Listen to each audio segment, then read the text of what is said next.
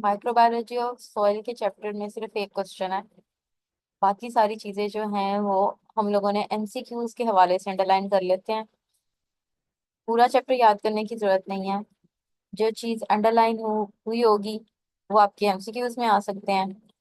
और बाकी जो है एक क्वेश्चन है वो हम लोग साथ कर लेते हैं। सॉइल क्या होती है? सॉइल की डेफिनेशन है कि अर्थ का ये वो हिस्सा है, जमीन की क्रस्ट कहलाती है। ये वो हिस्सा है जहाँ पे geology and biology meets. Geology क्या होती है? जमीन के खदोखाल को कहते हैं, ठीक है। और बायोलॉजी लाइफ, कि जमीन की वो सरफेस जहाँ पे लाइफ एग्जिस्ट करती है, दैट इज कॉल्ड सॉइल। इस लाइन को अंडरलाइन करें। अब हर जगह की सॉइल की प्रॉपर्टीज अलग हैं, लोकेशन वाइज सॉइल की प्रॉपर्टीज अलग हैं, उसकी केमिकल कॉम्पोजिशन अलग होती है, उसकी फिजिकल प्रॉपर्टीज अलग होती हैं, केमिकल प्रॉपर्टीज अलग होती हैं, उसका ओरिजिन डिफरेंट होता है। उसी हिसाब से उसके अंदर जो मिनरल्स होते हैं वो अलग होंगे, उसके सॉइल कॉन्स्टिट्यूएंट्स टोटली तौर पे डिफरेंट होंगे depending on location. Soil constituents के अंदर क्या चीज आती है? सॉइल कॉन्स्टिट्यूएंट, पहले तो ये चीज अंडरलाइन कर लें कि खसूसियात जो सॉइल की हैं वो किन चीजों पे डिपेंड करती हैं? लोकेशन पे, क्लाइमेट पे, वहाँ की आबो हवा पे, और उसके अलावा सॉइल की डेप्थ कितनी है, उसकी केमिकल कॉम्पोजिशन क्या है, उसकी फिजिकल प्रॉपर्टीज क्या है, और उसका ओरिजिन क्या है। अब क्वेश्चन आपका बनता है सॉइल कॉन्स्टिट्यूएंट्स का, कि सॉइल के कितने कॉन्स्टिट्यूएंट्स हैं, या कितने पार्ट्स हैं, या कितने हिस्से हैं। सॉइल कॉन्स्टिट्यूएंट्स टोटल मेजरली 5 हैं। मेजर 5 कैटेगरीज के अंदर फॉल करते हैं। अंडरलाइन करें 5 मेजर कैटेगरीज को, या आपको एमसीक्यू भी आ सकता है। सबसे पहले है मिनरल पार्टिकल्स। मिनरल्स जो है, सबसे ज्यादा डोमिनेंट मिनरल जो है जो सॉइल में मौजूद होता है, that is aluminium, iron and silicon. Underline करें इसको। सबसे ज्यादा पाया जाने वाला मिनरल जो सॉइल में है, that is aluminium, iron and silicon. उसके बाद अगर हम लोग लेस डोमिनेंट मिनरल्स की बात करें तो वो आते हैं calcium, magnesium, potassium, sodium, nitrogen, sulphur, phosphorus, titanium and manganese. आप जस्ट डोमिनेंट को याद कर लें, बाकी सारे लेस डोमिनेंट होंगे। मोर डोमिनेंट के 3 नाम याद कर लें, बाकी उसके अलावा कोई भी नाम अगर आपको एमसीक्यू में आया तो वो क्या है? लेस डोमिनेंट है। तो मोर डोमिनेंट कौन से हैं? Aluminium, iron and silicon. ये सबसे ज्यादा आपकी अर्थ क्रस्ट में पाए जाते हैं। मिनरल कंपोनेंट्स जो होते हैं, अब ये जो हम लोगों ने मोस्ट डोमिनेंट और लेस डोमिनेंट पढ़े हैं, इनके साइजेस जो हैं, ये छोटे छोटे पार्टिकल्स भी हो सकते हैं। स्मॉलेस्ट पार्टिकल्स लाइक 0.22 मिलीमीटर या इससे भी छोटे, या फिर पेबल्स या ग्रेवल्स, कंकरियों और पत्थरों जितने बड़े भी हो सकते हैं। अब यहाँ पे बताया गया है कि soil can be classified as organic soil, और आगे बाकी चीज नहीं लिखी हुई। ऑर्गेनिक सॉइल होती है, इनऑर्गेनिक सॉइल होती है, डिकम्पोज सॉइल होती है। तो इधर सिर्फ उन्होंने ऑर्गेनिक सॉइल का बताया हुआ है कि ऐसी सॉइल जिसके अंदर जो इनऑर्गेनिक सब्सटेंसेस हैं वो लेस हैं और ऑर्गेनिक सब्सटेंसेस ज्यादा हैं। ऑर्गेनिक सब्सटेंसेस के अंदर कौन सी चीज आ जाती है? कार्बन, हाइड्रोजन और ऑक्सीजन के कंपाउंड्स। ये पहला हो गया कंपोनेंट, मिनरल कंपोनेंट्स इसके। देन हमारे पास आते हैं ऑर्गेनिक रेजिड्यू, हो गया water, gas and biological system. ये 4 कंपोनेंट्स हैं। पहले हम पढ़ेंगे वाटर। वाटर जो है वो सॉइल के अंदर मौजूद होता है। सॉइल के जो पार्टिकल्स हैं उनके दरमियान में भी मौजूद हो सकता है, सॉइल की सरफेस के ऊपर एब्जॉर्ब हो सकता है। सॉइल के अंदर अगर एब्जॉर्ब, दो तरह से चीजें हैं, एक है एड्सॉर्ब और एक है एब्जॉर्ब, A D और A B। एब्जॉर्ब होगा तो वो पार्टिकल्स के अंदर मौजूद होगा, ठीक है। और अगर एड्सॉर्ब होगा तो वो उसकी सरफेस के ऊपर अटैच होगा। तो वाटर, किसी सॉइल के अंदर कितना वाटर है ये डिपेंड करता है बच्चों वहाँ उस एनवायरनमेंट में, जिस एनवायरनमेंट में या जिस क्लाइमेट में वो सॉइल एग्जिस्ट करती है। जितना ज्यादा हवा में नमी होगी उतना ज्यादा वो पानी जो है वो प्रेसिपिटेट करेगा, वो बैठेगा सॉइल के ऊपर, सेडिमेंट करेगा। उतनी ही ज्यादा सॉइल के अंदर नमी आएगी। अगर हवा खुश्क है तो सॉइल भी खुश्क होगी, अगर हवा नम है तो सॉइल भी, उसके अंदर भी वाटर कंटेंट ज्यादा होगा। उसके अलावा सॉइल कॉम्पोजिशन पे भी डिपेंड करता है। अगर ऑलरेडी सॉइल के अंदर बहुत ज्यादा लिविंग थिंग्स मौजूद हैं तो वो, या फिर ट्रीज मौजूद हैं, तो वो क्या करेंगी, वो उस वाटर को एब्जॉर्ब कर लेंगी, तो सॉइल ऑटोमेटिकली उसका वाटर कंटेंट कम हो जाएगा। Drainage and the living population of soil. Drainage मतलब उसको कितना पानी मिल रहा है, कितना पानी ड्रेन किया जा रहा है, उसके इर्द गिर्द कितना पानी उसको मिल रहा है। अगर किसी सॉइल को का ड्रेनेज सिस्टम है ही नहीं, तो पानी मिल ही नहीं रहा, तो उसका वाटर कंटेंट ऑटोमेटिकली लेस होगा ऐसी सॉइल के जिसका ड्रेनेज सिस्टम कुछ है।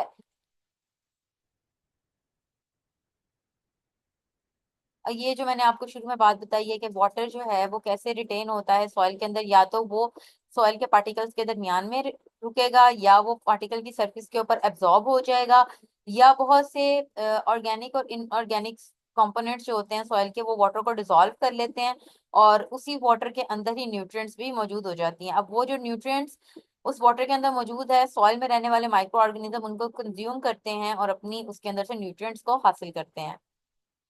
Third component is gases.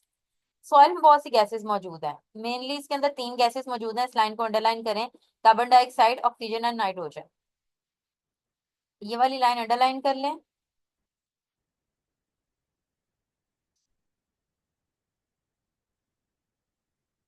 Most small amount of gases are dissolve in water, कुछ गैसेस वाटर में डिसॉल्व हो जाती हैं और कुछ जो हैं वो सॉइल पार्टिकल के जो है स्पेसिस के अंदर, जैसे हमने देखा था वाटर के केस में कुछ स्पेसिस के अंदर रहेंगे और कुछ वाटर में डिसॉल्व हो जाएंगी, सेम इसी केस में कुछ पार्टिकल्स के अंदर रहेंगे और कुछ वाटर में डिसॉल्व हो जाएंगी। उसके अलावा हमारे जो प्लांट्स हैं उनका भी एक प्रॉपर सिस्टम चल रहा होता है, नाइट्रोजन साइकिल, कार्बन साइकिल, वो पूरा जो है रिसाइकिल कर रहे होते हैं इन गैसेस को। बहुत से जो है वो स्मॉल एनिमल्स भी इन गैसेस को कंज्यूम करते हैं या इनको अपने अंदर से बॉडी से निकालते हैं। फोर्थ हमारे पास चीज आती है, ये टोटल हमने कितना पढ़ लिया, नंबर वन हम लोगों ने मिनरल देखा है, नंबर टू हम लोगों ने वाटर देखा, नंबर थ्री हम लोगों ने gases, and number four is microbial flora of soil. Microbial flora के अंदर बच्चों क्या चीजें आती हैं कि सॉइल के अंदर कौन कौन से माइक्रोब्स मौजूद है। सबसे पहले highest in number is the bacteria, इसको अंडरलाइन करें। सबसे ज्यादा नंबर में और सबसे ज्यादा वैरायटी में कि हर तरह का बैक्टीरिया मौजूद होता है सॉइल में। सबसे ज्यादा पाए जाने वाले माइक्रो ऑर्गेनिज्म जो कि मौजूद होता है आपके सॉइल के अंदर, दैट इज बैक्टीरिया, इसको अंडरलाइन जरूर करें। और बहुत से ग्रुप्स मौजूद होते हैं, अभी इनमें इन्होंने ना कुछ ग्रुप्स के नाम लिखे हुए हैं, वो क्या है, ऑटोट्रॉफ्स जो कि अपनी खुराक फोटोसिंथेसिस से बनाते हैं, हेटरोट्रॉफ्स, मीजोफाइल्स, थर्मोफाइल्स, सल्फर ऑक्सीडाइजर। अब मैं एक एक को एक्सप्लेन करूंगी, आपको एक्सप्लेनेशन की जरूरत नहीं है, आपने बस नाम ऐसे याद करने हैं। Sulphur oxidisers, nitrogen fixers, protein digesters and any other kind of bacteria that are all likely to be found in soil। जितनी भी टाइप्स एग्जिस्ट करती हैं बैक्टीरिया की, all of them could be found in the soil। Next हमारे पास fungi आता है। Fungi जो है उसकी भी लार्ज रेंज मौजूद है, hundred and thousand of types जो है मौजूद हैं। फंजाई जो है ये अपनी खुराक जो है वो सेलुलोज और लिग्निन को खत्म करके उसकी डिकम्पोजिशन से भी हासिल करता है। इसका जो मोल्ड माइसीलियम है वो पेनिट्रेट करता है सॉइल के अंदर, और जिसकी वजह से ये जो प्लांट्स हैं अगर उसकी रूट्स में ये मौजूद होगा तो प्लांट की जो जमीन को होल्डिंग कैपेसिटी है, सॉइल की होल्डिंग कैपेसिटी है प्लांट की, वो बढ़ जाती है। ये हम लोगों ने फंजाई में भी पढ़ा था कि मोल्ड जो है वो प्लांट की रूट्स में जो है एसोसिएट करता है, रिलेशनशिप बनाता है, मौजूद होता है। इस रिलेशनशिप को हमने क्या कहा था, माइकोराइजा कहा था। तो इस केस में जब मोल्ड जो है वो प्लांट की या फंजाई जो है वो प्लांट की रूट्स में होगा तो दोनों को फायदा होता है। मोल्ड को क्या फायदा होता है, वो प्लांट से अपनी खुराक हासिल करता है। प्लांट को क्या फायदा होता है, मोल्ड अपनी जो ब्रांचेस है उसकी वजह से प्लांट की जो जमीन को होल्डिंग कैपेसिटी होती है, मतलब जमीन को बड़ा मजबूती से होल्ड करके रखता है, और जितना वो फैलता है उतना ही दूर से वो न्यूट्रिएंट्स भी हासिल कर सकता है। इसी की वजह से it gives the soil it's क्रम स्ट्रक्चर, जो सॉइल के अंदर क्रैक्स होते हैं और उसका जो क्रम का जो टूटा टूटा फूटा सा जो उसका स्ट्रक्चर होता है, जिसमें क्रैकिंग वाला स्ट्रक्चर होता है, वो इसी की वजह से होता है। और ये जो क्रैक वाला स्ट्रक्चर होता है इसका ये मतलब नहीं है कि जमीन बंजर है, इसका मतलब है कि जमीन जो है कल को एग्रीकल्चर पॉइंट ऑफ व्यू से बड़ी अच्छी है, इसके अंदर तक जो है वो जा सकते हैं, न्यूट्रिएंट्स जा सकते हैं या खादें जा सकती हैं, या फिर अगर आपने कोई सीड्स फ्लो करने हैं वो हो सकते हैं। तो ये एग्रीकल्चर पॉइंट ऑफ व्यू से बड़ी इंपॉर्टेंट रहती है ऐसी जमीन जिसके अंदर जो है ये क्रम स्ट्रक्चर होता है। फिजिकल प्रॉपर्टीज भी फंजाई बदल देते हैं उसकी। अच्छा यहाँ पे देखिए, on the other hand yeast are generally not found in large number except in soil of vineyards and orchard, इसको भी अंडरलाइन करें। ये बागों में और बगीचों में सिर्फ यीस्ट मौजूद होता है, उसके अलावा जो है यीस्ट मौजूद नहीं होता। इसको अंडरलाइन करें, एमसीक्यू में पूछा जा सकता है। उसके बाद अगर हम एलजी देखें, तो एलजी उन सॉइल में मौजूद होता है जो कि मॉइस्ट होती हैं, मतलब नमी वाली सॉइल होती हैं, जहां पे सफिशिएंट लाइट भी होगी, ठीक है, सूरज की रोशनी होगी, क्योंकि एलजी ने अपनी खुराक फोटोसिंथेसिस करके हासिल करनी होती है। तो जहाँ पे रोशनी होगी वहां पे एलजी मौजूद होगा, जहाँ पे नमी होगी वहां पे एलजी मौजूद होगा, ताकि वो वाटर को भी कंज्यूम कर सके और सनलाइट को भी कंज्यूम कर सके और अपनी खुराक बना सके through the process of photosynthesis. Major types जो हैं वो आप अंडरलाइन करें, ग्रीन एलजी, क्लोरोफाइसी और डायटम्स, ये तीन टाइप्स जो हैं ये बहुत ज्यादा मौजूद होती हैं। इसको अंडरलाइन कर लें, ये तीन टाइप्स बहुत ज्यादा मौजूद होती हैं। टोटल नंबर जो है 100 से 1000 तक हो सकते हैं, बहुत सी वैरायटी मौजूद है, बहुत से फायदे भी हैं इसको। इसका एक फायदा ये है कि they can fix nitrogen in pedi soils use for cultivation of rice. Pedi soils होती हैं बेटा वाटरी सॉइल्स या दलदली जमीन, जो नरम सॉइल होती है, जो दलदली जमीन होती है, दलदल कभी आपने सुना हो, तो पेडी सॉइल्स जो होती हैं उसके लिए ये एलजी जो हैं ये मौजूद बहुत इंपॉर्टेंट होते हैं, ताकि ये नाइट्रोजन फिक्स कर सकें। और ये क्यों जरूरी होता है? कल्टीवेशन ऑफ राइस के लिए, चावलों की फसल को उगाने के लिए ये जरूरी है। अंडरलाइन जरूर करना है, जो जो चीजें मैं आपको अंडरलाइन करवा रही हूँ आपने जरूर अंडरलाइन करनी है। इसमें हमने एक ये अंडरलाइन किया था और एक ये अंडरलाइन किया था।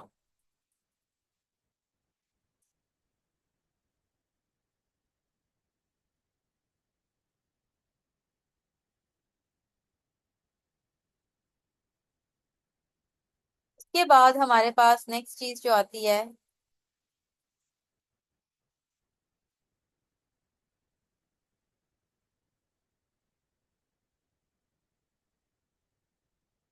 That is protozoa.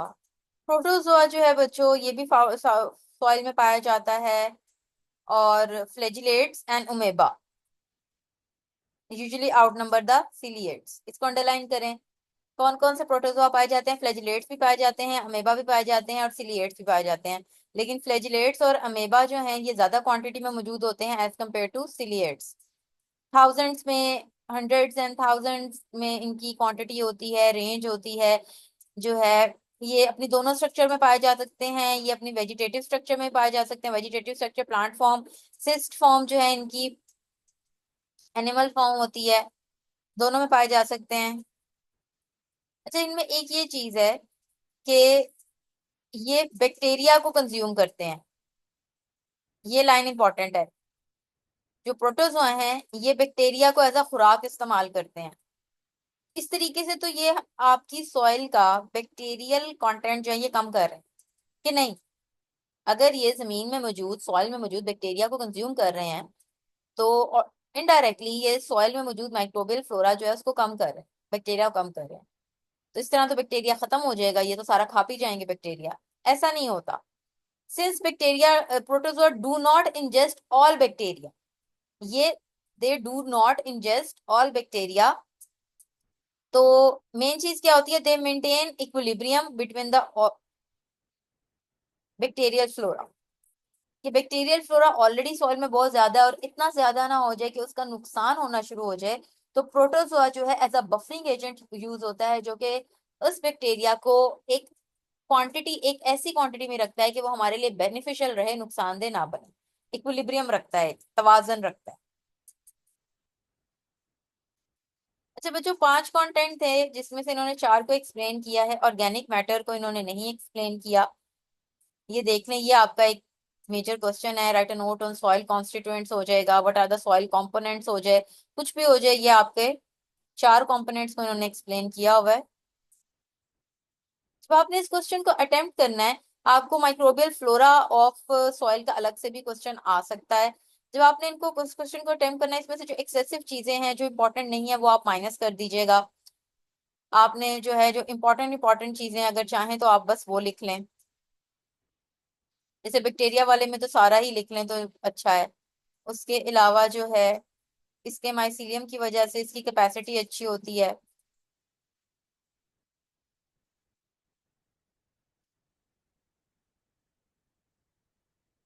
नेक्स्ट हमारे पास आता है रोल ऑफ सॉइल बायोटा, मतलब कि सॉइल के अंदर जितने भी माइक्रोबियल फ्लोरा है उनका हमें क्या फायदा है, उनका रोल क्या है। सबसे पहली चीज है रिसाइकलिंग ऑफ एनर्जी। कार्बन और न्यूट्रिएंट्स जो है वो जो डेड प्लांट्स में मौजूद होते हैं, ये डेड एनिमल्स वगैरह में मौजूद होते हैं, वो जब डीकम्पोज होते हैं और सॉइल में आ जाते हैं, ठीक है। जैसे हम लोग मुर्दा जो है इंसानों को भी जमीन में दबा देते हैं, और मुर्दा जितने भी जानवर वगैरह भी हैं, जितनी भी लिविंग चीजें हैं, इवन प्लांट्स भी लिविंग चीजों में शुमार होते हैं, सब कुछ जब डेड हो जाएंगे तो वो जमीन के अंदर ही चले जाते हैं, ठीक है, गल सड़ के जमीन के अंदर ही डिकम्पोज होते हैं। तो मेन चीज ये होती है कि जो उनके न्यूट्रिएंट्स होते हैं, जो उनके जिन केमिकल से मिलके वो बना हुआ है, वो they do not cease to exist. वो केमिकल्स तो एग्जिस्ट कर रहे हैं ना, वो केमिकल्स, वो न्यूट्रिएंट्स, वो कार्बन के कंपाउंड्स, वो एनर्जी जो है वो रिसाइकल होती है। वो दोबारा से जो है प्लांट्स उसको कंज्यूम करते हैं, उन केमिकल्स को, उन चीजों को। लिविंग प्लांट्स और जो सॉइल के अंदर लिविंग माइक्रोब्स हैं वो उसको कंज्यूम करेंगे, और इस तरीके से ये रिसाइकलिंग चलती रहेगी। प्लांट्स कंज्यूम करेंगे, प्लांट्स को लिविंग थिंग कंज्यूम करेंगे, लिविंग थिंग दोबारा से जमीन के अंदर डिकम्पोज होगी। इस तरीके से एक कॉन्टिन्यूस साइकिल चल रहा है जिसमें एनर्जी जो है उसकी साइक्लिंग हो रही है। Second thing is human activity has polluted the environment with a wide variety of synthetic or processed compounds. Many hazardous or toxic substances can be degraded by soil microorganisms. कह रहे हैं जितनी भी ह्यूमन एक्टिविटी की वजह से या human inventions की वजह से जितनी भी ऐसी चीजें जो कि हमारे एनवायरनमेंट को खराब कर रही हैं, वो चीजें हमने जो बनाई हैं, वो चीजें भी जो है जब वो डिग्रेड होंगी तो वो सॉइल के अंदर ही डिग्रेड होती हैं। सॉइल के ही माइक्रो ऑर्गेनिजम्स उनको डिग्रेड करते हैं, ताकि वो चीजें जो है हमारी इन्वायरमेंट को नुकसान पहुंचाना बंद कर दें। उसके अलावा जो है कह रहे हैं कि सॉइल माइक्रो ऑर्गेनिजम्स जो हैं वो बहुत सी चीजों को ट्रांसफॉर्म करते हैं दूसरी चीजों के अंदर। जैसे कि नाइट्रोजन साइकिल, हवा में से नाइट्रोजन लेकर उसको नाइट्रोजन ऑक्साइड, फिर पता नहीं किस किस चीज के अंदर ये लोग कन्वर्ट करके फिर प्लांट्स इसको यूटिलाइज करते हैं। इसी तरीके से कार्बन साइकिल है, हवा के अंदर से कार्बन लेकर फिर उसको कार्बन फिक्सर्स बैक्टीरिया किस तरीके से उसको यूटिलाइज करके उसकी साइकिल चलती है। अब ये देखें, एक कार्बन साइकिल बताई गई है, इधर ना नाम लिख लें, एग्जाम्पल गिवन करके carbon cycle, nitrogen cycle, sulphur cycle लिख लें। यहाँ पे साइकिल्स जो है इतनी एक्सप्लेन नहीं की गई, लेकिन थोड़ा थोड़ा उनका बस बताया गया है कि कार्बन साइकिल के अंदर माइक्रो ऑर्गेनिजम्स जो हैं वो प्लांट और एनिमल से कार्बन डाइऑक्साइड लेकर कार्बन को कार्बन डाइऑक्साइड बनाते हैं, और उसके बाद जो कार्बन डाइऑक्साइड वाली और कार्बन कंपोनेंट्स वाली जो सॉइल होती है वो ह्यूमस कहलाती है।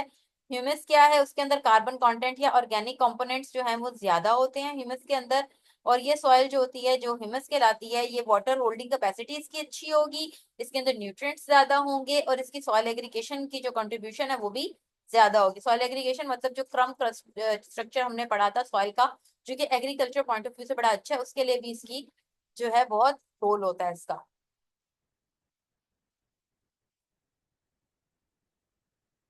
उसके अलावा नाइट्रोजन साइकिल के अंदर से हवा में से नाइट्रोजन ली जाती है, N2 हवा में से लेते हैं, प्लांट लेते हैं, नाइट्रोजन फिक्सर बैक्टीरिया जो है उसको कन्वर्ट करते हैं। बेटा पूरा साइकिल है, पहले नाइट्रोजन ऑक्साइड में की जाती है, अल्टीमेटली इसको अमोनिया में कन्वर्ट किया जाता है, और फिर उसको जो है यहाँ पे सिर्फ बैक्टीरिया वगैरह के नाम लिखे हुए हैं जो कि इसको यूज करते हैं, साइकिल नहीं बताई हुई, तो आपको भी साइकिल याद करने की जरूरत नहीं है। बस ये है कि नाइट्रोजन साइकिल जो है वो नाइट्रोजन को फिक्स करते हैं, और ये किसकी मदद से होती है, नाइट्रोजन फिक्सर बैक्टीरिया की वजह से होती है।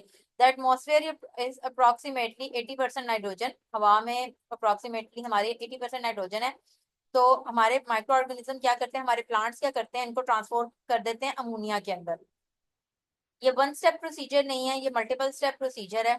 इसमें नाइट्रोजन को अमोनिया के अंदर कन्वर्ट करने के लिए 3 से 4 स्टेप्स आते हैं, उसके अंदर एंजाइम्स यूज होते हैं, उसके अंदर बैक्टीरिया यूज होते हैं जो कि इस प्रोसीजर को कंपाइल करते हैं।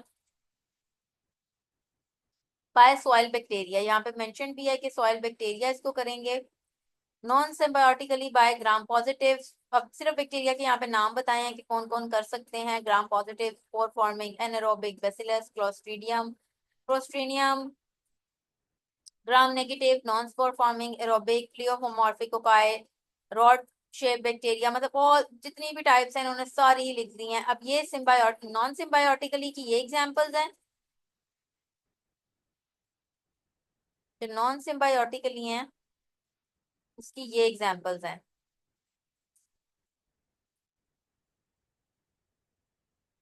और सिम्बायोटिकली की ये एग्जांपल्स हैं। बस इसमें नाम वही है बैक्टीरिया के, बस इन्होंने क्या किया हुआ है, नाम वही है बैक्टीरिया के, बस इन्होंने क्या किया है कि उनको ऊपर मेंशन कर दिया कि ये नॉन सिम्बायोटिकली हैं और ये सिम्बायोटिकली हैं। नॉन सिम्बायोटिकली का मतलब ये होता है कि इन जो है दोनों को फायदा नहीं मिल रहा, एक को फायदा मिल रहा है और एक को नुकसान हो रहा है। और सिम्बायोटिकली का मतलब है कि दोनों आपस में रिलेटेड हैं, मतलब कि जो प्लांट है उसको भी फायदा हो रहा है और जो माइक्रो ऑर्गेनिज्म है उसको भी फायदा हो रहा है। ये पेपर पॉइंट ऑफ व्यू से इतना इंपॉर्टेंट नहीं है, लेकिन आप इसको जरूर रीड कर लीजिएगा। देन सल्फर साइकिल है, सल्फर साइकिल जो है वो भी नाइट्रोजन साइकिल की तरह ही होती है। इसमें क्या होता है, इसमें जो है organic transformation between organic and elemental states and between oxidized and reduced state of sulfur are accomplished by various type of microorganisms, especially bacteria।